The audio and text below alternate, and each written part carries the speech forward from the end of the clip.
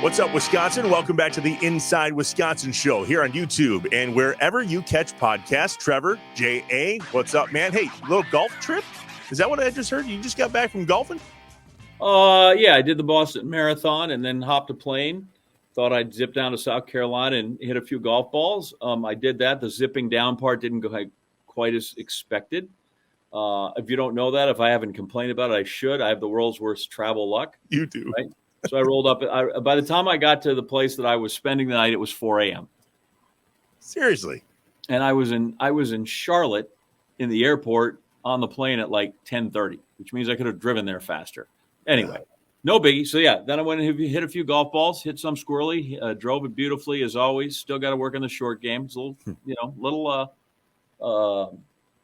rusty. Yeah, a little rusty, but, I am what I am. Yeah, that's fair. I don't know that it's going to change at this point. So, anyway. And we just got back from Vegas. Don't I look renewed and refreshed? Completely. Don't I? I just got back from Las Vegas. That nothing makes you look renewed and refreshed like Las Vegas. Well, I was going to tell you, so I see the studio's the same. Hopefully you haven't lost the house around it. Nope. No, we're good. Didn't do a whole bunch of donating, but definitely. I told a friend the other day I let my hair down. We let our hair down and ensued the jokes. Here we go. I was worried that maybe you were sitting in, like one of those pods, and that was all you have left. The house is just in the driveway, and I moved the whole studio into a pod. But anyway, it's crazy. It is really, really crazy. And just like everywhere else you go to faraway places and look for familiar faces. Leave it to us to meet a couple from Trempealeau, Wisconsin. And we hung out with them all week. It was an absolute blast. Good to be back. Glad to have you back. Fun than the water park in the Dells? Oh, a little bit. Yeah, a little bit. Never know. The kids home. Okay, good. All right, it's baseball season. I'm excited. Brewers have obviously started. Now so have all of the minor league teams. And the Northwoods League teams will come here in about a month or two. But the T-Rats, they're playing. 28 degrees here in Wisconsin this morning. But it was great to catch up with the president, the CEO, the managing partner, and I think you'll hear a little bit of the janitor and every other. How do they end most job descriptions and other duties as assigned? Something like that. All I know is that I'm sitting here in my Appleton Foxes cap, and you're on the Udder-Tuggers, and we're talking about the same team. Yeah, which that's so has true. Neither of these names in it right now. But stick with us. It'll all shake out and make sense by the time we're done here. It'll make sense, I promise. And Timber Rattlers, easy to say. Every once in a while, you'll see. All right, Rob Zerjav with the Wisconsin Timber Rattlers here on the Inside Wisconsin Show. The Inside Wisconsin Show is brought to you by American Family Insurance, Aaron's Company, Blaine's Farm and Fleet, Capital Credit Union, Festival Foods, Quick Trip, Miller Lite, North Star Mohican Casino Resort, Provea Health, and the University of Wisconsin-Platteville. Hey, remember to subscribe on YouTube, leave a review, smash the like button, just get with us. So, J.A., you know Rob Zerjav for the same reason I know you. Only, I think you guys were first in the old bobblehead category. That's Rob Zerjav, president, CEO, managing partner. You got any other titles, Rob? Good to see you, man. Yeah, no, good to see you. Good to see you both. Thanks for having me. So right now you're only a 3-tool player. I can add a lot. I've been the mascot. I've been the PA announcer. I've been the janitor. I've done parking. I've done ushers. You could just list the laundry list of titles. All right. So we'll give you a full 5-2 player, but the show only lasts roughly an hour. So I know we don't have we're going to need a little of the Reader's Digest version, but it seems like to go from unpaid intern to have a piece of ownership, like you fast tracked that over 25 years, dude. Like I'm not sure everybody can make it that way, but when you walk through the door and you have the trepidation of a new job and you're an intern for the first time, our goal was what when we started with the Timberwolves? It's funny. When I started, it was I want to get into Major League Baseball. I want to work for the Brewers. Originally from Wisconsin, went to school here, went to UW Whitewater, got my internship right after I graduated, and hey, I'll get my foot in the door in baseball, and I want to work in Major League Baseball. I absolutely fell in love with minor league baseball within 2 weeks. Our GM at the time, his name was Mike Burling. He was only 24 years old. So then I said, hey, I could be running this thing in a very short amount of time. I sort of hit into minor league baseball at the golden age when everybody was young. It was kind of changing from mom and pop to more of a business. And I just knew I want to run a minor league baseball team. That was my goal 2 weeks after I started.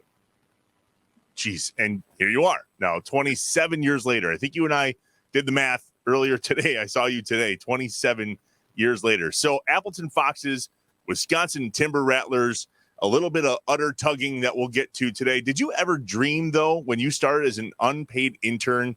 I mean, I know you just said that was your goal, but Jay is right. You fast-tracked this thing, and now you're part owner of the club. Yeah, no, not in my wildest dreams. I mean, I always dreamt I would eventually be a GM in minor league baseball, but to be where I'm at now, yeah, I have to pinch myself. Ownership was never even a thought. That would be really cool, but that's never going to happen. It's just not in the cards. And strange things happen, and you make lemonade out of lemons, and here I am. I feel like this is a great story every time you bring in an intern and tell them you can't pay them, that it's an unpaid internship. Listen, what you can make out of this thing, and you save yourself a few bucks every kid that comes through the door to be an intern. Yeah, well, we pay now. I mean, so everybody gets paid, and I still harken back. I think the best internships are unpaid internships. I think you work harder, you're there for the right reasons, and you make a go of it. And again, it's about putting in your time, and eventually the opportunities happen. And again, I like to use myself as that example. I kind of dove in, figured it out, and the time to do it was right after college, and look what can happen. There are a lot fewer problems, right? You're making no money, you're working hard every day, and you're like, this is actually, you look back 25 years and you're like, that was the easy part of life, right? Like you got a whole, literally there's a whole bunch more that comes across your desk every day. I'm sure that you're like, man, this was easier when I just showed up and they said, do this, do this, do this. Yeah, you're exactly right. And I mean, I'm trying to figure out how I had enough money for beer money after, because it felt like we'd go out every night. And it was a great time. And you look back on those times, and young and fun. And there was nothing like being at the ballpark every day. I mean, it was just a grind. It was every day. And that's the thing about baseball is it's not once a week. It's not every other day. You're working these long homestands, weekends, and it's still a grind, but yeah, you look back on those days fondly. So as the season gets going here in year 27, how has your ball cap wearing in terms of all the different responsibilities changed in terms of the business, right? We know you had a number of different roles, but minor league baseball in general has changed immensely since you began in the business. Talk about what you're up against today versus what you were when you first started. Yeah, it's changed a lot. Most recently, it's just with Major League Baseball taking over minor league baseball for the good and the bad. There's been a lot of good to it. There's just a lot of change. Change is always scary to folks. So we've tried, with our organization at least, tried to embrace it and figure that it's going to be good. But it's been a lot. My days, it's just managing. Honestly, when I first started, there was a number of teams that had 3 people in the front office staff. When I first got hired here, we had 12 people on our front office staff. I don't know how anybody can do it now. We're up to 30 in our full-time staff, and it takes every one of us working multiple jobs to do what we do. And that's kind of one of the biggest differences is just the amount of people, what it takes.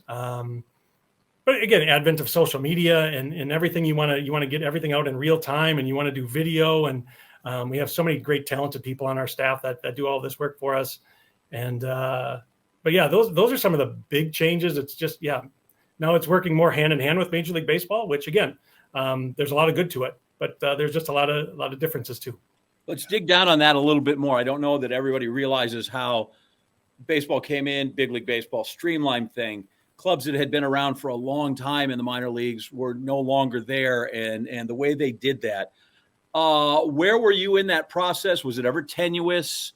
How hard did you have to fight to make sure that we still have the Timber Rattlers? Yeah, it was very, very, very tenuous. All of this happened simultaneously with COVID.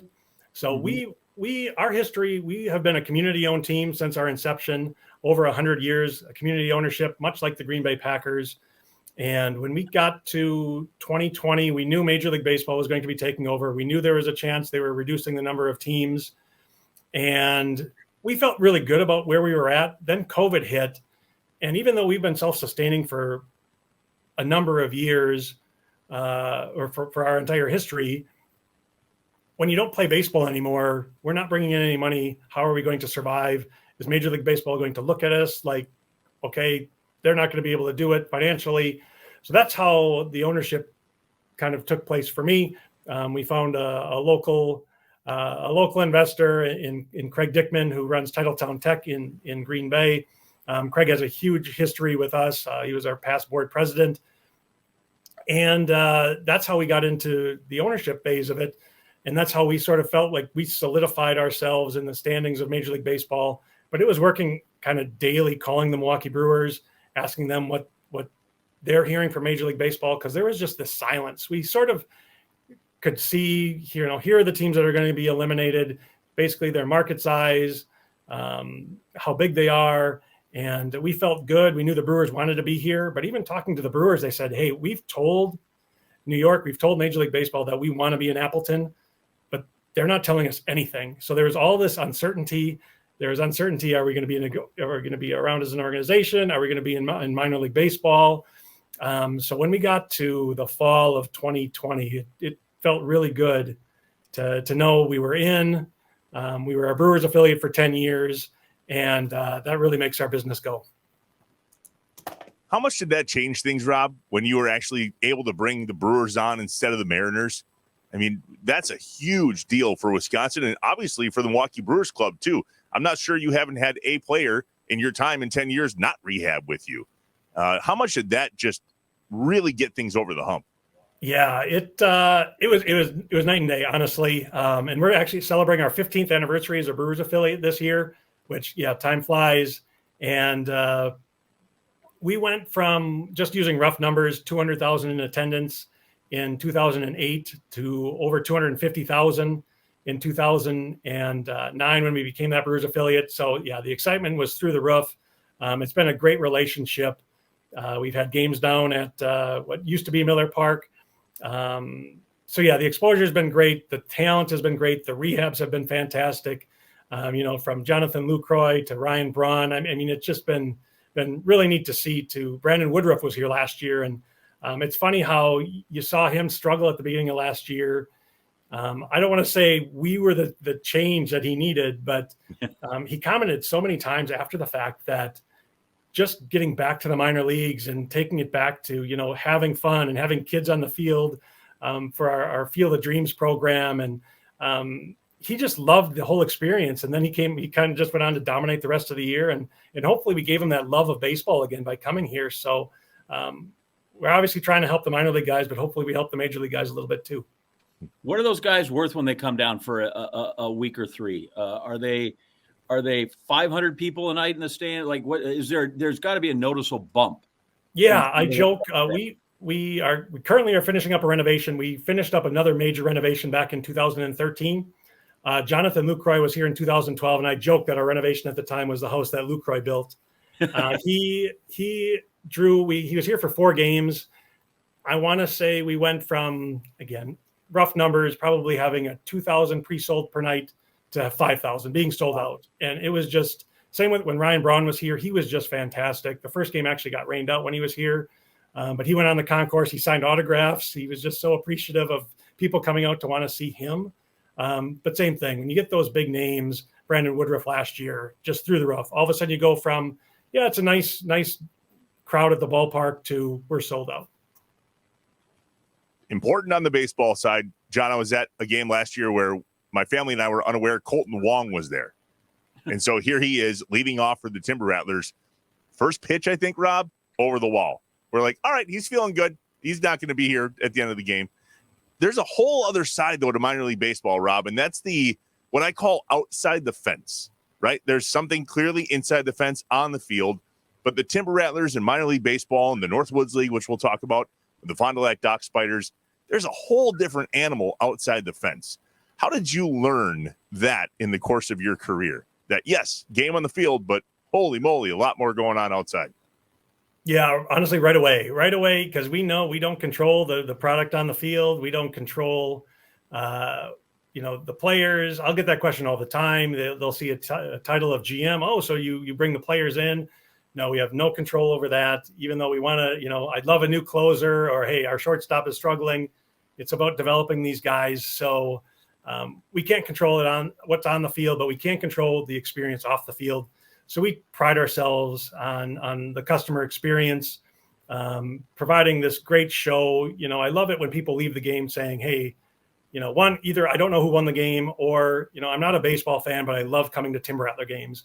And that's just a great compliment, because it's great baseball on the field. But the fact that people that aren't baseball fans still love coming to our games and come year in and year out for that experience. And it's bringing in these entertainment acts. It's these different characters. It's appealing to kids. You guys, same with me. My kids are a little bit too old, but Bluey is coming to the stadium this year. And we are selling tickets like no tomorrow. And I probably will even get this wrong. I don't know if he's a character on Disney or PBS, but yeah, Bluey's a big deal. And that's the kind of stuff that we try to do. How do we make this experience sort of like Disney World? If you can't go to Disney World every other week or every year, you can come to the Timber Rattlers and you can see your princesses and you can see your dinosaurs and you can experience all of these characters and just really enjoy it. And hopefully they're going to take in a baseball game and become Timber Rattler fans and maybe become baseball fans. I don't even know how to spell Bluey. Yeah, I'm just trying to Google blue with a Y, I believe. There it is. Yep, that's what it is. Animation. So when I first started in this business, I was down in Tulsa, which was the AA Drillers, which is a great franchise, which I love. I love every time. They were the old Rangers now. I'm not as familiar when they went through Colorado, and now they're the Dodgers. But there was nothing I love better than when, Pudge Rodriguez hit a home run. I got to say former driller, and people are like, who the hell are they? What is that? What's up? But a good friend of mine is still the GM down there, a fellow named Mike Malega. And as he always said, like what you talk about is you have to get them to like the team and the organization, because the player turnover is every year. So you can't just go, I love Ryan Braun, and he's there for 12 or 15 seasons. And his whole thing was, if you don't build with the community, if you don't build that they know the Drillers, or if they don't know the Foxes, because they're not always going to, the Timber Rattlers, because they're not always going to know the players, then you don't have a good organization, you don't have a franchise. Like that's the whole sole focus, is how do I build my team and my organization as the name and not the player. Yeah. And again, Tulsa, they do an amazing job. They're one of the groups that we look at, and they do a fantastic job. And for us, it's about customer satisfaction. We have sort of a mantra of how can we be the best? And for us, it's how can we be the best in minor league baseball? And what's that going to take? So it's measuring ourselves against the other teams, even though we're not necessarily competing against them. But how do we keep setting ourselves apart? How do we keep pushing the envelope? How do we keep getting better? How do we keep fans wanting to come back? So that's constantly changing, new amenities at the park, new identities, whatever it's going to take. It's all about keeping things fresh, keeping people excited. And we don't, even though we as a Brewers affiliate and that close proximity, we will push some of the players. Garrett Mitchell was here 2 years ago, and he had a great spring training right before he came to us. So we did push him quite a bit. And obviously he's doing great things with the Brewers right now. And last year we had Jackson Churio, who's a huge prospect for the Brewers, which they don't come along very often, but when they do, we do try to promote them. But mostly it's the off the field stuff, and it's the fun that we have at the ballpark. By the way, my boy Mike, he got a rehab start from Clayton Kershaw last year. So how do you think that was when they opened up in there? And, exactly. That's the cherry on the top. That's when you're like, okay, we're budgeting for this many people, and all of a sudden you get a Kershaw, and you're like, okay, here we go. That's just going to be a huge difference maker for us. Well, and I'm like, hey, can you get him to go throw 115 pitches? And you're like, no, he's 60 and out. And you're like, no, just see if you can keep him out there when you go. Touching real quick on somebody like that, or you mentioned these players that come through. Have you gotten to be a decent enough talent evaluator? And I played Little League and through Babe Ruth, and I watched a bunch of it. But you sit in A-ball, you sit in AA, and you watch that. And every once in a while, you can watch a guy and you go, that guy's different than everybody else on this team, and we'll see that guy in the show. How's your talent evaluation? I think it's pretty good. There's something with guys they have an it factor. Right. I remember it with Mitch Haniger. That was one of the first guys that I saw. He was a Brewer. He was with the Brewers, and you're just like, that guy has. There's something about him. it's the way he carries himself. It's his confidence. And obviously he's gone on to do great things now. Well, he was with the Mariners, now with the Giants. But, in some of the recent guys, Bryce Terang, for example, Bryce Terang was here. He was 19 years old. We were the low A affiliate of the Brewers at the time. And he was a leader on the field, even though he was young, right out of high school. Players responded to him, and he was a grinder, hard worker, and just really impressive to see. So you're like, then you start pulling for these guys. And obviously he's a number one pick. So I can say, hey, I can just pick out number one picks and they're going to make it to the show. But, another one, Freddie Peralta, when he was here, Freddie was just a fantastic. He worked so hard to learn English, and he knew he wasn't great at it. He was young, 18, 19 years old when he was here, and just such a great person, but then really good pitcher, became an all-star for us. And obviously he's gone on to great things with the Brewers as well. So I feel fairly decent with my talent evaluation. And there's plenty of times with the Mariners, I'd point out and say, these guys are terrible. And then they tell me that I don't know what I'm talking about, or they'd ask the typical question, and maybe you've got this one as well. Did you ever play the game? And, high school, but then they're like, oh, you don't know what you're talking about. So, but I think I'm doing okay. See, I don't buy that. I'm like, a double play in Little League is the same as double A. Like, it's the one game that translates well. But when I was in Tulsa, I watched guys, and you went, Pudge Rodriguez is better than anybody else. It doesn't, you don't have to be that granular when you watch that to go, no, that guy's really good. And I think Bernard Gilkey came through on visiting teams every once in a while. You go, oh yeah, that guy, he's just a different kind of player. And whether the way it cracks the bat, whether it does all these kind of things when it comes through. Yeah, batting practice can sound different. And we had a good story was Albert Pujols. He played in our league. And because you can't get out to scout everybody, our coaches are supposed to also scout the visiting team. And still a story I love to tell. Our manager at the time rated Albert Pujols as a NP, which is a non-prospect, which is just crazy because the next year he's in the major leagues. He's rookie of the year. He's winning MVPs, and I'm like, man, you rated him a non-prospect. How could you even do that? Did he answer how he could do that? Did he have to? No, I think then the story starts to change, and then I didn't do that, or that's that didn't happen. Yeah. When they go through, how has the unionization of the players changed your life? I know it's better for them. They're making some more bucks. They're supposedly better housing. Like Bull Durham made everything seem like it's super romantic in the minor leagues, and Rob Dibble, who I worked with for a long time, was like, take whatever that is, and that's not it. But that's been a big change. I don't know if the rest of the world gets into that, but obviously that is right in your wheelhouse of big things that have changed in your world. With now, they've made life better for those guys. Yeah, and it's great for the players. We're just learning about this. This is just brand new information. Had a seminar on it yesterday. But with Major League Baseball taking over a couple of years ago, we were already improving the clubhouses, the playing facilities, the food that the guys were eating. I mean, they're getting meals before the game, after the game.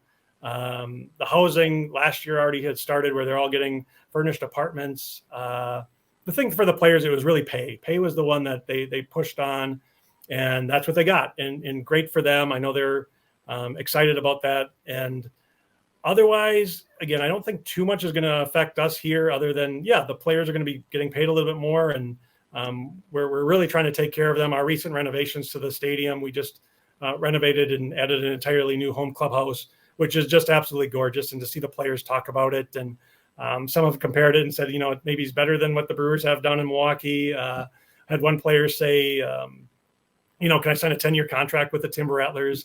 So they're pretty, a lot of expletives. So I won't get into that, but yeah, they're like, holy cow. So they love our facilities here, but with the unionization, we'll see how that goes. I think a lot of it also will be on name, image, and likeness. One worry we had, because we do so many bobbleheads at the stadium, is, are we going to be able to do this? Are we going to be able to do giveaways of specific players? And we're going to still be able to continue to do that. So we're happy about that. I think that's good for the players too. So I think hopefully it's best of both worlds for everybody. And but again, good for the players. They fought for it, and they're going to get paid a real livable wage. They're like cows. Happy players give more milk. It's that simple. Yeah, let's hope. Yeah. All right, that's a good segue. We'll talk about cows here, udder tugging in just a bit. Rob Zerjav with the Wisconsin Timber Rattlers. Good thing I'm not your PA guy. We're the Inside Wisconsin show for sure. The Inside Wisconsin show is brought to you by American Family Insurance, Aaron's Company, Blaine's Farm and Fleet, Capital Credit Union, Festival Foods, Quick Trip, Miller Lite, North Star Mohican Casino Resort, Provea Health, and the University of Wisconsin-Platteville. Hey, remember to subscribe on YouTube. Leave a review. Smash the like button. Just get with us. So we're back in the whole spring, winter thing here in Wisconsin. I'm sure it's like that where you are. But that does not stop us. Once the grill is out, even though it was really never put away, but once it's out, it is like nightly now. We put the brats on the grill from Festival Foods, the Oktoberfest brats. I'm Jack, J.A. I mentioned it last time. We're going to try some mac and cheese brats this week. Listen, I admire you. There are certain things that I don't want to trifle with. I think I've told you that before. It's kind of like I don't have I don't need a giant, long spread of tailgating foods. I just need some of the basics. This is it. I only have so much time in my life, So someday, perhaps. Right now, I just need I just like a brat. I like a sausage. I'm good. I don't need. What about General Tso's? That one came out too. General Tso's there at Festival. Is that? I mean, you just want the regular brat, not even a Hinterland or a chicken brat, or they get the Badger brat, the brat cheddar and jalapeno brat. I understand the people in R&D need stuff to do, and they've got to expand the product line. Okay, yeah. But much in the same way that I don't need 19 kinds of Oreos because the first one serves me just fine, and I'm assuming I can get my Oreos at Festival Foods. A brat is a brat. And while I appreciate all of the imagination and the flavor profiles that they would like to go with, just give me the damn brat and let's put stadium sauce on it, and we're done. Fair. And good news for you, they have that regular brat there at Festival Foods too. But for a lot of other people, I'm not trying to poo-poo your opinion here, but there's a lot of people. I'm not mad at anybody else. They got choices at Festival Foods, a lot of them. Mac and cheese now, General Tso's now, which is not General Tso's, General Tso's. That was embarrassing after last episode. And pretty much any other type of brat you can imagine. Go to festfoods.com and check out all of the Oktoberfest brats to choose from here in the middle of spring, winter here in Wisconsin. Spring, winter. So crazy. 28 this morning.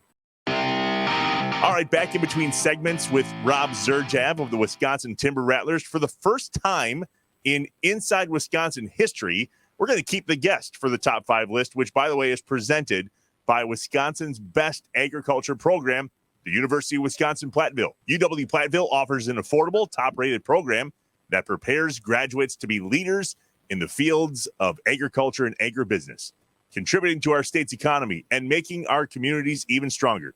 Find out more at uwplatt.edu. You like what I did there? Udder tuggers, egg, Platteville. Yeah, that was on purpose. All right, J.A., we talked off air about how amazing. No, that was pretty good. Come on. The Foxes, all right? If you have to explain the joke, it's not a joke. That's all I'm saying. It wasn't a joke. It's just more of a pun. If you have to explain the pun, never mind. I'll be here. What's the top 5 list? It's easy. Give me the top 5 Foxes or Timberwolves that have come through town. It's that simple. Timber Rattlers. Timberwolves would be great if you had a basketball team in Minnesota. Kevin Garnett was here. He's the number one. That wanted to be mediocre because that's where they are right now. Mm-hmm. So, and I'll be honest, since it's my top 5, I get to make the rules. Right? So it leans heavy to my youth or things that I have a touch point to. It helps if you're in the Hall of Fame. Yeah. And I don't know that the Brewers have reached guys yet that are there. And by the way, you can't just have a minor league spot. You can't have a rehab, right? So Ryan Braun doesn't get to be that. Even though he's worn the uniform, I feel like you need it. So, and as a kid, I kind of liked Ralph Garr for the White Sox. So when I see guys that were like Ron Kittle or Greg Walker that came through, or Lamar Hoyt, those guys are there, but they're kind of honorable mention. Mm-hmm. And so I thought that there were 4 that were no-brainers. Yep. And the fact that there's going to be a 5th guy, I don't want to offend the 12 guys that could be the 5th guy. So I made the 5th guy Earl Weaver. just because I thought Orioles organization, and he was in the Hall of Fame, and Cal Ripken's dad played for him. I figure Earl Weaver's number 5 on my list. I like it. All right, you'll take that. Number 4, I guess somehow was considered a colleague of mine at ESPN, which is Alex Rodriguez, who has by far the best numbers of any guy that's gone on to play in the majors. But since I don't think he's going to get in the Hall of Fame, and we have some Bowley or whatever he took with his cousin, that knocks him down the list. Great player, but I don't know that he's going to go to Cooperstown because of that. So he's 4th on my list. But he gets points for when he was on Sunday Night Baseball in-house and J-Lo was walking around ESPN. I would agree. Right? Feels like that. A lot of guys, you'd run that all the way up the flagpole, but in this case, we've got something. 3 is Goose Gossage, who was the great closer, obviously, and most of his fame with the Yankees, but was a starter when he was there. And I think I watched him pitch. I think my dad took me down because he would have been there when I was 5 or 6. But the guy went, Trevor can attest this, I got it wrong. I thought he went 18-1 with you guys. Turns out he was 18-2. Yeah. Pretty damn good. Either way, that seems like that's a really good season. Sub-2 ERA. So we like Gossage at 3. 2, I consulted the Veterans Committee, and so Harold Baines comes in at number 2. I'll be honest, I don't know that he's a Hall of Famer. I think he's in the Hall of Very Good. Yeah. But he's got a lot of friends and was undeniably a great talent. So he's at number 2. And then number 1 is David Ortiz. Multiple World Series, great as a DH, good everywhere. I don't know if I can announce this or not. He's the grand marshal of the Boston Marathon that I got to go through. What he did for the city in the aftermath of the bombing 10 years ago. So Poppy is the top of my list for a lot of reasons that even go beyond being a great ball player. And I have heard this. I don't know if it's urban legend or not. Did he meet his wife while he was a Timber Rattler? He did. Yes. It's funny because it's the Midwest League, MWL, and everybody call it the Meet Your Wife League.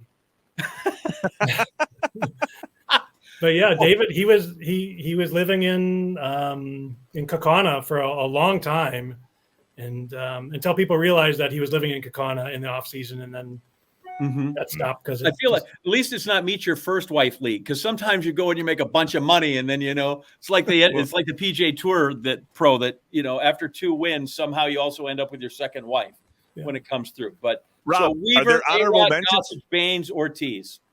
How'd I do?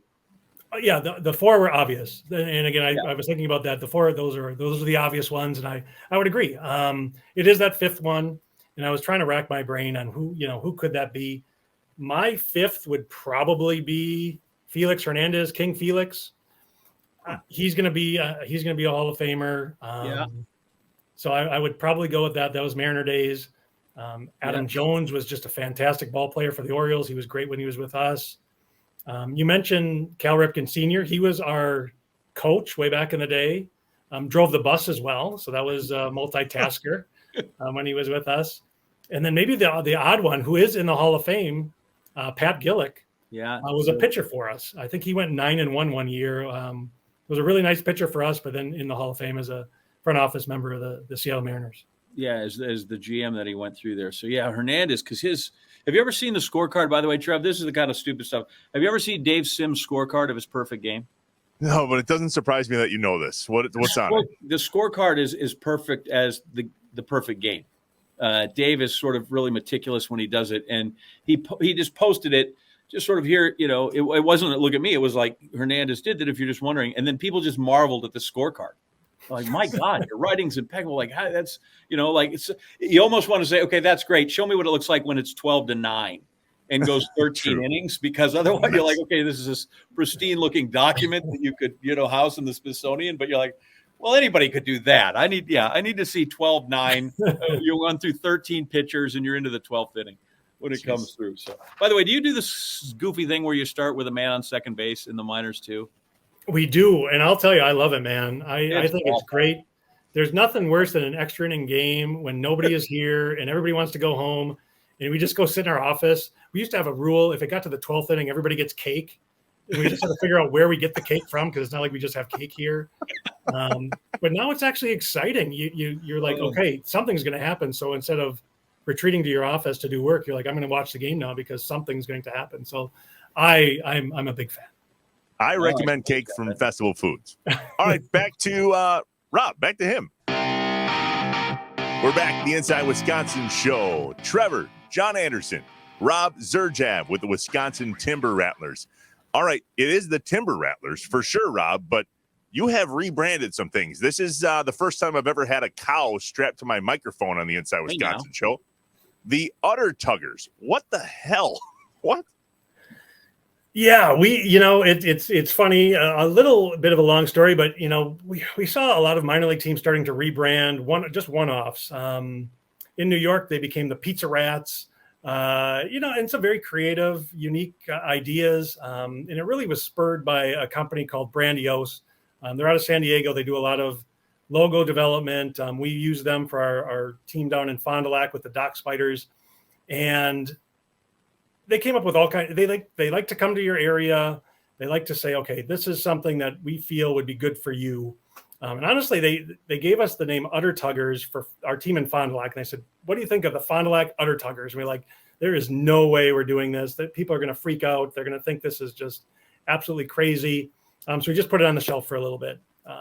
Here in Appleton, we've always celebrated June as Dairy Month, and we always have a promotion kind of around that. And then we saw these other minor league teams doing all of these really cool one-off rebrands, and then they're selling a ton of merchandise because of it. So we said, you know what?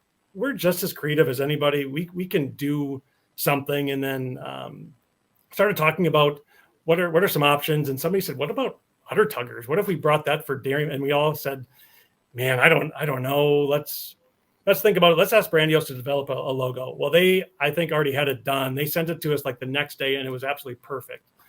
Usually when we work with Brandiose, there's a lot of back and forth, hey, tweak this, tweak that. The Udder Tuggers logo was just fantastic. It's the cow with the horns and the udders kind of pointing. I mean, we thought it was a little risque, but hey, it's Wisconsin, cows. How can you offend anybody? So we unveiled it in, I can't even, if it was June of 2019, and it just went gangbusters. I guess you'll say it went viral. We were all over the country. All the sports talk.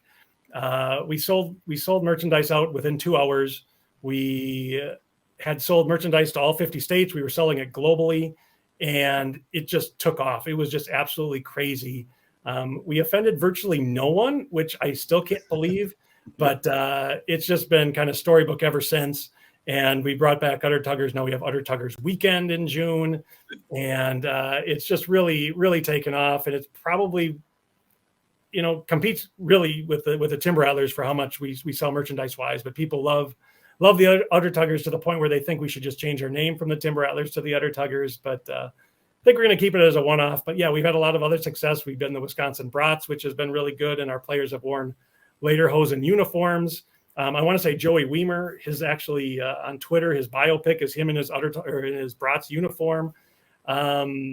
We this year we're going to be the Lake Winnebago Shantymen, which is an ode to sturgeon spearing. So we've kind of found our niche with all of these one-off brands, and again, compliments to Brandiose. They help us a lot with these, and they've gone over really, really well. How much do you have to fight that temptation to the Udder Tuggers? Like you said, you could probably really, you could do that a lot more. How much you have to fight the temptation to keep it special and keep it, in its spot so you don't ruin it? Yeah, I mean, it's tempting because again, people love it. So I think we found the right groove. We have it for 4 days, and I think if it became the brand, our brand, I think it just becomes the norm. And then people are going to be clamoring for, hey, you should do a throwback night to the Timber Rattlers. So I think we're very happy being the Timber Rattlers, and we'll keep the Udder Tuggers as kind of our premier one-off, and then continue to add as we go. We joke to the point we're going to end up having a different uniform every night, a different name every night. And if people like it, if people want to buy merch, maybe that's what we'll do. So we talked a little bit in the beginning about how long you've been at the Timber Rattlers. It reminds me of that comment by James Earl Jones in The Sandlot. The one constant is baseball. At least I think that's the movie. The one constant. But you're close. Damn it. The one constant with the T-Rats is moving on fast. Rob Zerjav, 27 years. You got here when you were 21, Rob, and I think it's kind of a cool story. You met your wife at the T-Rats. You built your family around your existence at the Wisconsin Timber Rattlers. How much does it mean to you now to have your kids at the ballpark on the regular and some of your family? I mean, you grew up there, frankly, let alone everybody else now in your family. Yeah, more than half my life has been here. You know, what's funny, and again, you get in the business, and then I think my kids don't think it's special, and you know, they're like, oh yeah, you know, I'd rather go to a Brewer game, and you know, it's me trying to coerce them to come to Timber Rattler games, and it's the same thing. When I was a kid, I going to County Stadium, I'd sit in the upper deck and just wish I could sit behind home plate. My kids, I take them to games, they sit behind home plate, and all they want to do is sit in the upper deck. And so, but yeah, I love being a part of the Timber Rattlers. It is basically a part of my life. I've been here, yeah, like I said, over half of my life has been spent here, and I couldn't think of a better way. You know, over the course when I first got started, I'm like, okay, I'll be here for 2 years. I'll move on, get some experience, and every time the opportunity presented itself to maybe move on, there was an opportunity that came up here that I wanted to get into. So it went from ticket sales into baseball and stadium operations, and then baseball and stadium operations. I was 27 when I became the president and GM of the club. So then it's like, well, now I'm here. And you look back and you said, you know, you didn't know anything when you started doing this, but when you're 27, you think you're going to run the show and rule the world. And you know, for me, it was just trying to surround myself with great people. And that's what we've been able to do. Honestly, there's a lot of folks on our staff that have been here for a long time, 15, 20 years. And it's been great to really just grow up with them. So where do you sit now if you need to kind of survey things and see how they are going, the whole operation? Where would you go sit in the stadium to go, okay, I can kind of get a feel of everything? You know, honestly, I'm a mover, you know, and I walk. That's what I do is I love walking around the ballpark, saying hi to everybody. And I think that's where you get the feel, because then you get you know, people ask me, hey, did you see this play? Did you see that play? And very rarely do I get to watch the baseball game. It's a lot of times it's concessions. What are we doing here? Picking up trash on the ground here, talking to fans, getting their feedback, helping in the parking lot. Hey, this isn't working. We got to fix that. So I'm always kind of moving. If I need a break, I'll, you know, and I thank God for closed circuit TV. I'll come into my office and can take a break and watch a little bit of the game and pay attention on the walkie-talkie to what's going on in the rest of the stadium. But yeah, very rarely do I get a chance to sit. And maybe I should do that and take that in a little bit. You've hit on a bunch of things.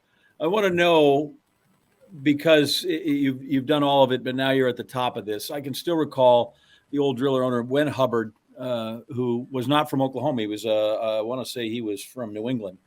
But I saw him one time, and he's literally replacing the seat back numbers so that, you know, because they were just frayed a little. And what's the most mundane thing that you've gone out and done on a game day now that you're not the unpaid intern, that you're one of them, you're the front office big shot, but you're out, that you've done and thought, this needs to be done, nobody's here, I'll take care of it? Yeah, no, I mean, again, it's everything. It's all of those things, and it's still to this day. We relocated our home clubhouse to our new home clubhouse. So this whole past weekend I was here, and it's just moving. It's moving everything in, and you know, whether it's, you know, getting things ready, it's cleaning toilets, it's, you know, shoveling snow. There was a year we had 2 feet of snow dumped on us in April. So all of us, myself included, were out there literally shoveling snow for 5 days. And that's all we did. But the only way it was going to go away was to shovel it off so we could play some games. So it's, there's plenty of times I feel like I'm a blue collar guy, and I'd rather just get out there and work with my hands than sit behind a desk. So I love doing those things and putting stickers on the seats and just making sure everything looks good and looks presentable. And we had an usher who, and I still quote her to this day. She said, when I am working here, I look at it as I'm entertaining 5,000 of my closest friends at my house. And I use that when we just had our game day orientation. And I use that because that's how I want people to feel. That's how I feel. It's okay. if you're having people over at your house, do things look clean? How is the food? Are we well stocked? Are we ready to go? Is everything working? Are we picking up as we go? Do they know where they're supposed to go to the bathroom? Things like that. So, on a daily basis, it's entertaining 5,000 of our closest friends here. So even though you've had your stake in ownership about 2.5 years, roughly pandemic, we go back there. Do you feel the weight of having a franchise that's been there 100 years and that I can't screw this up? I thought that a lot more before I took ownership of it. It would weigh on you a little bit, especially again, being younger. We had a young staff and I don't want to screw this up. And maybe that's that kind of kept pushing me because one, I wanted to prove myself. There's plenty of doubters. Hey, what's this 27-year-old kid? Why are we giving him this job? But, that was one motivation. But yeah, I knew the history and I didn't want to be the one that screwed it up and had baseball fail in Appleton or had baseball move out of Appleton. So yeah, there was some pressure, but now I feel a little bit better just with the resources that we have, with the staff that we have, with our track record. I feel very good with where we're sitting and where we're going. So you mentioned that 2 feet of snow. Is that where this came? This is the best bobblehead I've ever seen. And I remember it happening. Can you tell the story about Scooter and the snowman? Sure. Yeah. Nope. And that wasn't the 2 feet of snow. That was just probably a good 3 inches of snow. But the guys, that's one of the great things when the guys come up here. They're all coming from Phoenix because they're all out of spring training. So they're all coming from a warm climate. They think they're coming to Wisconsin, which is Siberia. And of course, it's always going to snow a little bit when they get here. But at that point, we did get enough snow for the guys to roll the snowman out in the outfield, and it wasn't even that cold, so the guys were still kind of out there in shirt sleeves. But then Scooter, who was I think 19 at the time, kind of a cocky little guy, and took a bat to it. We got great video of it, and that just is what turned into one of our great bobbleheads is Scooter and the Snowman. And honestly, there might be another good one coming out for next year. We had practice here the other day. And one of our players was out there and it was cold. I mean, it was probably with the wind, probably in the teens. And he's out there with no shirt on and taking ground balls. And he's got a ski mask on. So I think that maybe he's going to make one of the options for next year. One of the challenges. Oh, sorry, John. I was going to say one more quick follow up on the snow thing. So John mentioned this club's been here 100 years. This is nothing new that you have to play in April here when it's not so great in Northeast Wisconsin. What are some of the challenges that you've maybe overcome over the years to actually get baseball in early in the season like this?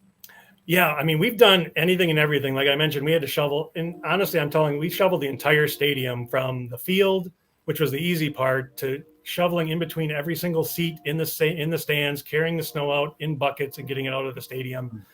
There was a year where everything was so wet. We brought in a helicopter to just hover above the outfield to try to dry the outfield.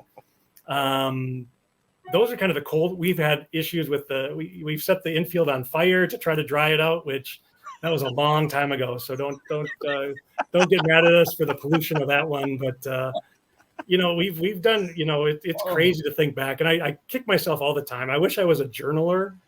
If I kept a daily diary, the stories that I look back and think about and the stupid stuff that we did, but kind of got away with it. It would be a good book, I think. And but yeah, a lot of stuff we've done to try to get games in April, and that's one of the hardest parts. Is it doesn't matter what you plan and the fun you're going to have and all the promotions that you're going to do. If it's 30 and snowing, or if it's 25 and snowing, I get it. People aren't going to come out to the ballpark. How often do you look at the weather forecast? It's crazy. People will joke. I'm like a meteorologist. They're like, if Rob says it's going to rain, it's going to rain, and they just take it. I've gotten the umpires. They believe whatever I'll tell them now, but it's daily, and it's once the season starts. It's game day. It's on in my office. It's all the time. There's nothing better than knowing it's not going to. There's no chance for rain. I feel like I'm like 100% more productive because I'm not watching the weather and focusing on just how do we get the game in, and because that's another thing. It's going out and pulling tarp, and I'll that's still something that I'll do. And I feel like I've got carpal tunnel syndrome now from pulling on that tarp so often. But nothing's worse than wind. I'll take rain, I'll take snow, but wind and that tarp, it's just the worst thing in the world. Do you guys have tarp practice? I remember they used to have tarp practice. It'd be a sunny day and you'd see guys out there and they're running through drills. And you're like, wait a minute, you finally get a nice day and you still got rain on the brain. Yeah, we haven't done that because I think it happens so often that we're like, no, let's not waste a good day. We just put the tarp on for the first time last week. And we had one of our new guys. He was out there and he fumbled around, fell down, and it was part of the learning curve. Everybody falls that first time, and it was a windy one. So yeah, he got taken up a little bit. I'm like, yeah, it's about securing your base and all the tricks to the trade. Get low. Yeah. Like Coach Fickle, low man wins is how it works when you go through there. You mentioned they come up from spring training. You mentioned Freddie Peralta.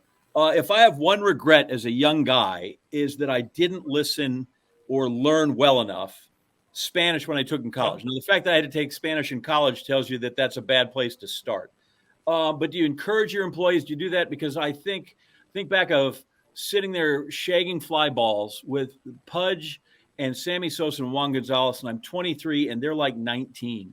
And I thought, my gosh, if I just had a cursory knowledge of the language to make those guys to feel welcome, to help their transition, then they all become stars, right? Like I could have been whatever, not interpreter, but I could have had their ear and made a fortune just being a confidant with these guys. How do you handle that barrier? What do you encourage in your employees and to make that transition? Because I can't think of anything more frightening than to be 18 or 19 in the U.S. and not speak the language. Yeah, no, honestly, one of my biggest regrets, and I tell myself every year I need to learn Spanish. I got Rosetta Stone 2 years ago for Christmas. I started it and I just haven't kept going. And it's a huge regret. Just here's a mundane task. So yesterday I had to take 4 of our Latin players over to their rental house, and they're in the car and they're all doing their best to speak broken English, but then they're all talking amongst themselves. But it'd be great to just be able to have that conversation. And then you start thinking, well, they're probably making fun of me right now. And I wish I would just know that they're making fun of me. But we have, I don't know if anybody on staff speaks Spanish, which again, I wish we were a little bit better there. But at the same time, the Brewers do provide, we have Spanish to English classes for the guys because they want them to learn the language. Because they're going to be in the country and then just to assimilate and be able to function in the States here. But yeah, it would be so nice if I could, if I or anybody, could be a little bit more welcoming and help the guys a little bit more. Honestly, biggest regret, German in high school, hast du mein Hund gesehen? What is that doing for me right now? It's doing nothing. We were going to have a German player at one point. I'm like, oh, here's my opportunity. Yeah. But that didn't happen. But I knew just enough. There'd be a huge fly ball coming and they'd look at me, they'd go muerta. And I'm like, okay, I know what dead means. Thanks for your confidence. You think this ball's going to kill me. So yeah, it's quite the thing. All right. We'll wrap it up with Rob Zerjav of the Wisconsin Timber Rattlers in just a bit. We are the Inside Wisconsin Show. The Inside Wisconsin Show is brought to you by American Family Insurance, Aaron's Company, Blaine's Farm and Fleet, Capital Credit Union, Festival Foods, Quick Trip, Miller Lite, North Star Mohican Casino Resort, Provea Health, and the University of Wisconsin-Platteville. Hey, remember to subscribe on YouTube. Leave a review. Smash the like button. Just get with us. J.A., you say all the time, I found Miller Lite here or I found Miller Lite there. Yes. I want you to know I attempted to find Miller Lite literally everywhere in Las Vegas. Good. And they had it literally everywhere in Las Vegas. 100% success rate. What's that? 100% success rate. 100%. There was not a single time I asked for a Miller Lite and they didn't have it. What about these new bottles? Have you seen the new cans with the kind of jazzy writing on them? Yeah. Oh yeah. I think that happened. You got one of those hands? Like, no. Nope. Got Miller Miller Lite. I'm talking about, right? It's kind of bold. Yeah. Oh yeah. Yeah. I've seen them. I happened to run into those at the place I went looking for Miller Lite. Which was? By the way, this liquor store thing is amazing. I mean, who knew? So much easier. Yeah. Yeah. Get it. No longer am I getting it with the oil change. I'm sticking with this place. So we're in Vegas, and people tell you if you want to walk around and drink a beer, go into the CVS or the Walgreens, go into their little liquor department and get one of these 24 ounces and then just start walking around with it. So Sure. Amanda and I did that. Can I tell you that when you're walking around with one of these at noon, people kind of look at you funny, even in Las Vegas. But then on my shirt, it said Wisconsin, and they're like, we get it. You're totally good. Yeah, drink We Wisconsin. totally get it. Here's the other great thing about Miller Lite. That's it. Miller Lite. It's not left-handed dog snout, fish tail, angel wing beer. These people spend more time learning how to like name a beer. Like that's more fun than actually brewing it. Like we got to have this cool name. Let's do this. Hair of the dog. Ernest Hemingway's Old Man on the Sea Stout. How about just give me a Miller Lite? Thanks. How about that? Done. Well, it's actually beer that tastes like beer. That's another bonus it has going for it. Light beer with the flavor you love, tastes like Miller time. Go get Miller Lite delivered right to your door. Visit MillerLite.com/inside Wisconsin, or indeed, you can pretty much find it anywhere they sell beer. Celebrate responsibly. Miller Brewing Company, Milwaukee, Wisconsin. 96 calories and 3.2 carbs per 12 ounces. I'm glad you're seeing success at the whole liquor store thing. That's important. Yeah. We are back, our final segment with Rob Zerjav of the Wisconsin Timber Rattlers. All right, Rob, I get a couple, and then we're off and running with the JA Lightning round. You mentioned it earlier. You lit the infield on fire. You had a helicopter like that. I've never done that. I spent some time in baseball, too. Never even thought of that, actually. Is there a moment, though, over the course of your career where you're just like in that one time going, this is stupid, whether it was a major star coming in or a promotion that you didn't think was going to go well? Is there like that one or maybe two things that stick out where you're like, wow, this is dumb? Yeah, I'm sure there's like a million of them. So now you're putting me on the spot. I'm trying to think. Sorry. A good one was, and usually it revolves around rain, and it's dealing with the visiting team, because as much as everybody will tell you before the game, we want to get this game in, none of them want to play. And it was the end of the year. It was the Quad City River Bandits. And ironically, this game was on local television. And we have a huge crowd. The rain is done. The field is a little wet, but I'm like, hey, let's get the game in. We'll get going. It meant nothing to both teams. So Quad Cities is like, we're out of here. Let's just be done. So I'm in the outfield walking it with their visiting manager. And we're having a discussion. And all of a sudden, he just turns angry. And I know this game is already a little delayed. The TV cameras are on me, so I'm just kind of keeping my cool. He's like pointing at me. He's pointing at my pocket. He's yelling, all you care about is money. All you care about is money. And I'm just kind of smiling and holding it together. And we walk off the field. We played the game. Later on the TV, I was on television during the broadcast, and they're like, hey, what was he saying? And like, oh, you're just pointing out that the grass is a little wet over there. And but then you're just there. You're saying, is this what I really want to be doing? Is just getting yelled at by grown men about playing a game? And it's happened more times than I can count. It's just so frustrating. And, so that's, I guess, just one example when I'm just like, this is just nuts. So that's the stupid side. What about the good side? Is there like a promotion? What's the best promotion you've ever done? The best promotion. Again, we do so many, and we stockpile, and we just kind of one promotion on top of the other promotion on top of the other promotion. Udder Tuggers is an easy example. We introduced a new mascot, Buttercup. She's an inflatable cow. Buttercup came out and did a dance 2 years ago that just blew the place away. That was really cool. We had Mr. Belding here. Mr. Belding was here. He shot our Bratzuka, which is something we do every single game. And now everybody, apparently, the Bucks have a Bratzuka now. I guess the Brewers have a Bratzuka, but hey, the original Bratzuka right here in Appleton.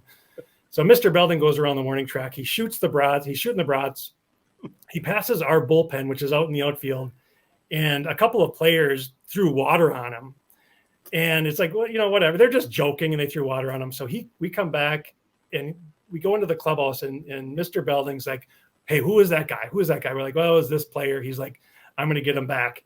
He takes his jersey, his jersey for the next day, puts it, just soaks it, and he hangs it up. And again, I won't use the colorful language, but basically, the principal got you is what he in a politically correct way hung it on there. And then it was just fantastic. The player came in, and he's like, what am I going to do? He got me. And, it's cool things like that. And the experiences to meet, Ryan Sandberg and, Paul Molitor, who is, an idol of mine was growing up. It's those kind of things that you just like, I can't believe that. And it's kind of becomes on a daily basis. Jonathan Lucroy is going to be a roving instructor for the Brewers now.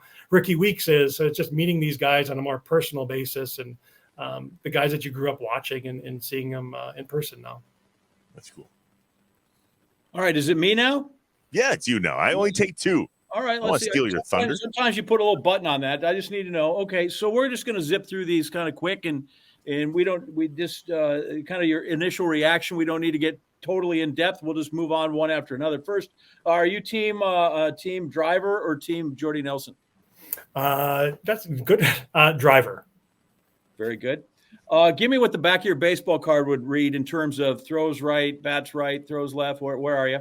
Yep. Bats left, throws left. Oh, a lefty. Yes, sir. Yes, love sir. That. Highest level. I could play some nasty second base. Lefty second baseman. Well, that's not even a thing, is it? No, but it was good. Give me the highlight of your actual playing career.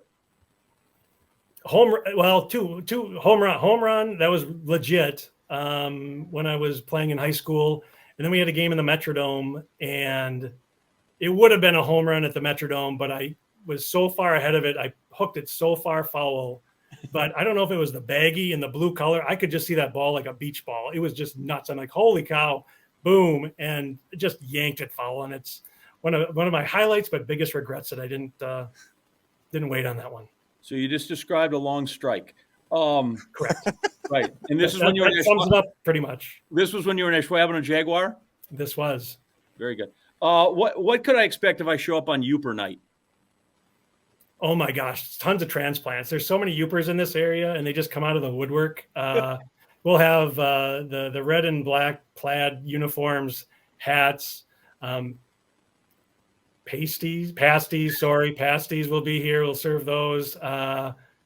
Just a great time. A lot of John. Yep. Okay. How much is a hot dog at the ballpark this year? Great question. $3. Okay. $2 on Tuesdays. $2 Tuesdays. Good. You fight with Taco Tuesday. You gotta compete when it comes down. $3 here.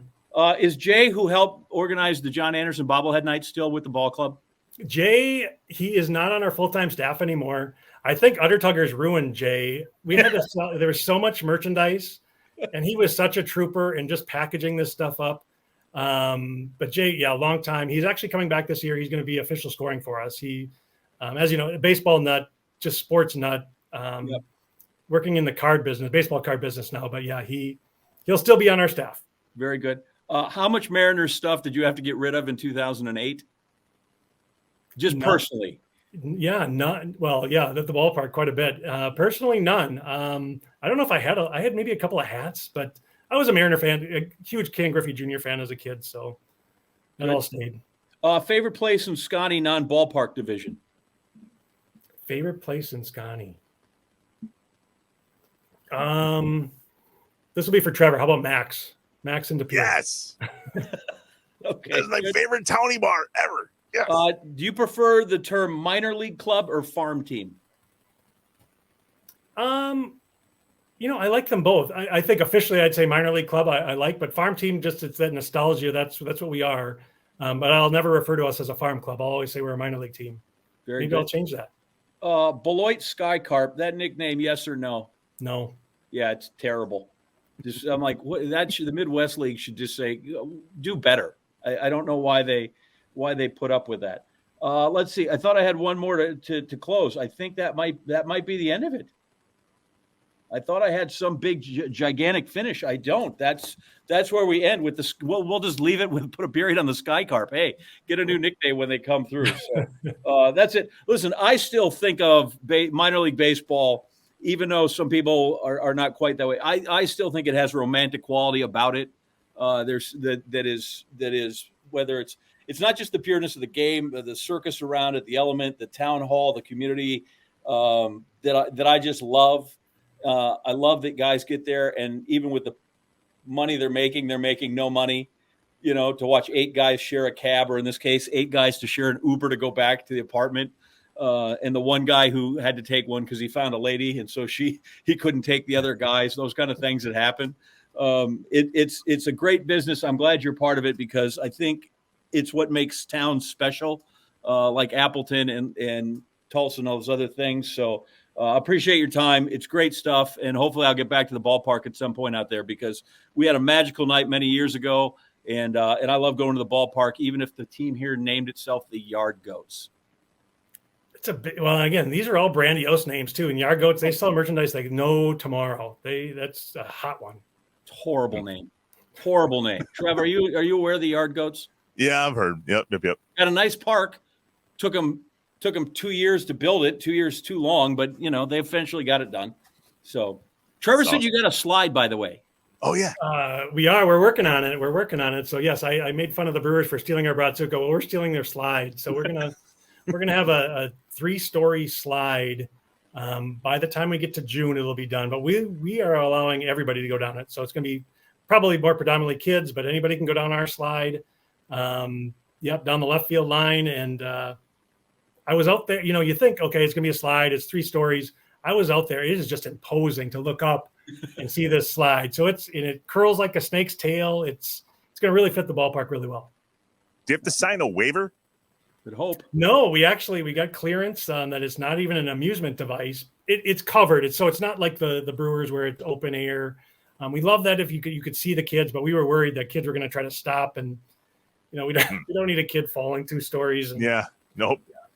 Or breaking an arm at the end of it. Correct. Rob, man, this is an awesome chat. I can't wait to be out at the ballpark this summer. You're not far from us, and we've known each other for years. It's fun to tell the T-Rat story, and it's funner to tell your story. Thanks for coming on the Inside Wisconsin show. Thank you, gentlemen. Really good to see you. Have a great season. Thanks, John.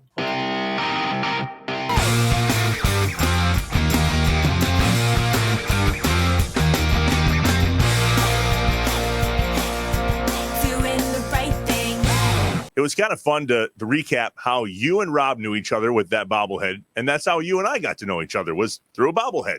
Bobbleheads bring us together. I guess. Well, and here I am now, actual size, but it is crazy that I have not one but 2. So the one behind the desk, very hard to sign, but that was a really fun, memorable night to go do that. And then the other bobblehead, which I love from you, is when I was, I don't know, I was 7th or 8th grade, I think, when I played for National Merchandising Corporation.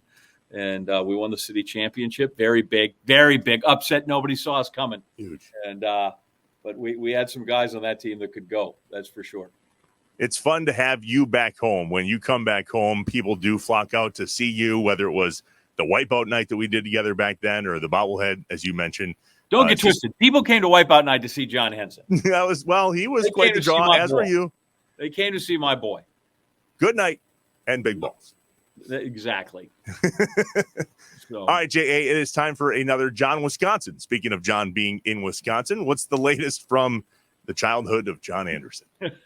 So I thought I'd finally get around to, because you mentioned it was 28, and I've had people ask me about this. They're like, tell me the ambulance story. Okay, all right. This is getting twisted, okay?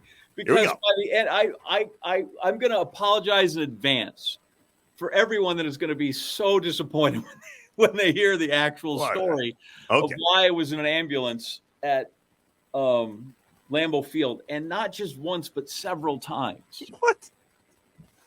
You go. So my dad, his sister, my Aunt Dolores Collins, God bless her soul, rest in peace.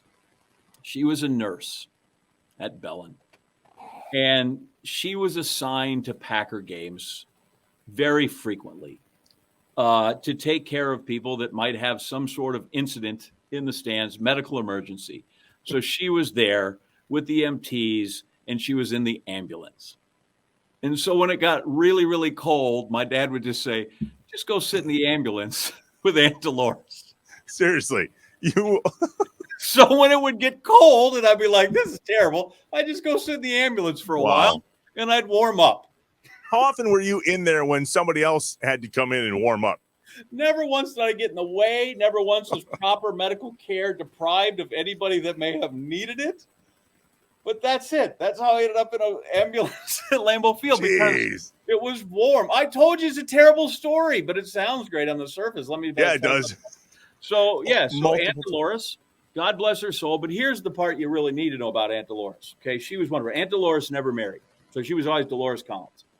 My dad, his brother Marvin Collins, died when I was very young. Uncle Marvin was, my goodness, died and buried when I was 6 or 7, maybe a little later, 8. Anyway, but he's still over there in Fort Howard Cemetery, right next to where my father's buried. So my Uncle Marvin had season Packer tickets.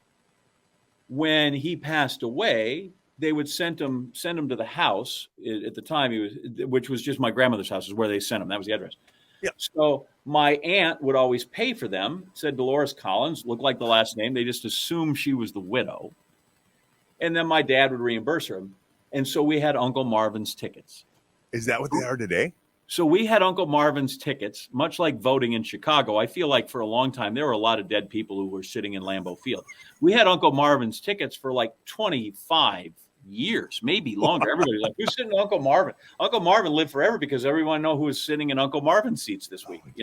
This game, who's Uncle Marvin? Well, then the Packers changed the rules that if it was a sibling or whatever, and so my dad, who is the nicest guy in the world, who could, talk the bark off a birch tree, he went in and just said, here, these are my brothers, and they didn't ask any questions, and now they're in the family, and I think they're now in my name. I think I have Uncle Marvin's tickets now. I think you also get the bill for those. I think, yes, but now I get the bill. They're in my thing, and they are legit in the family. But for decades, we used Uncle Marvin's tickets, even though Uncle Marvin was long since he had expired here in his earthly capacity, and he is, probably watching me tell this story from heaven going, John, I can't believe you're going to finally give up the ghost. But thanks to Uncle Marvin, we had tickets. And thanks to Aunt Dolores, I had a warm place to stay on occasion when it got just a little too chilly in Lambeau Field. So I just would go sit in the ambulance. I would be willing to bet that there are other people with that very same story of, we sat in these seats that weren't technically our seats, right? You might be the only person to warm up in an ambulance, though, at Lambeau Field. I don't think people are doing that every once in a while. But I appreciate you not just going, wow, thanks for the worst story ever. I know. And because, listen, you break your leg just getting up out of a chair. So I imagine you were in an ambulance at some point, for actually being hurt. In my case, no, I just was like, cool, I'm going to go in here. And I was, I just sat there. Like, I didn't get to play with anything. I was like, can I just use the defibrillator just once? Let me just shock somebody. Nothing. I just sat in there. I was a kid. I don't know if I want to tell you this or not, but I'm going to get that Lockman test done today. Is that what they call it when they check your knee if you tore ligaments? Missed the bottom step on one of the outdoor up and down deals in Vegas. Just happened to step wrong. A little late at night. See how my left knee's doing. And John's gone. All right. It happens. It's been twice in my entire life that I've stepped wrong. How many times do you need to have that? Do you understand how tall I am? That is a lot of room for error. A lot. That is a long way down. My knee to my foot is like 3 feet. It's dumb. There's a lot of moving parts and a lot of things Getting can go up wrong. And walking are pretty height immune. No, they're not. No, at least I don't think they are. All right. That does scream torn meniscus. All right. I'm going to go check it out today. I'm worried. I'll be fine. All right. Just as long as I can play beer league softball, I'm good. Thanks to Rob Zerjav for coming on the show with the T-Rats. Thanks to J.A. as always. I'm Trevor. Until next time, Wisconsin, as you were, we'll see you soon. I'm fine, I promise. Remember to subscribe on YouTube. Leave a review. Smash the like button. Just get with us. The Inside Wisconsin Show is brought to you by American Family Insurance, Aaron's Company, Blaine's Farm and Fleet, Capital Credit Union, Festival Foods, Quick Trip, Miller Lite, North Star Mohican Casino Resort, Provea Health, and the University of Wisconsin-Platteville.